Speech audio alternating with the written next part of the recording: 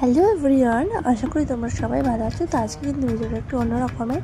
তো দেখো, আমি কিন্তু ছাদে আসি না বেশ কিছুদিন হয়ে গেছে, মানে প্রায় 1 বছরের কাছাকাছি। আর তখন আমি গাছগুলো লাগিয়েছিলাম, তারপর থেকে কিছু কিছু গাছ বেঁচে আছে। আর ছাদের অবস্থা খুবই খারাপ, কারণ আমাদের বাড়ির পেছনে বাঁশবাগান আছে, লোকেদের বাঁশবাগান। তো তার জন্য ছাদে ওঠা যায় না, এতটাই খারাপ পরিস্থিতি।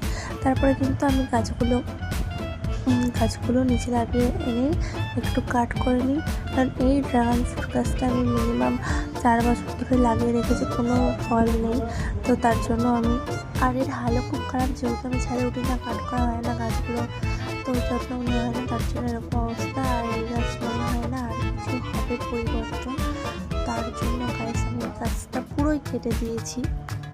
তারপরে গাছ ছাদটাকে আমি পরিষ্কার করে, কারণ খুবই খারাপ অবস্থা ছিল। আর তারপরে এই গাছটি দেখতে আমি লাগাবো ফল গাছ। কী ফল গাছ হলে ভালো হয় ছাদে সবাই কিন্তু জানিও। আর তারপরে কিন্তু দেখো, পরের দিনে এই গাছটা এরকম হয়ে গেছিলো, কারণ আমি টপটা পাল্টাইছিলাম। আর এখন ঠিকঠাক পজিশনে আছে।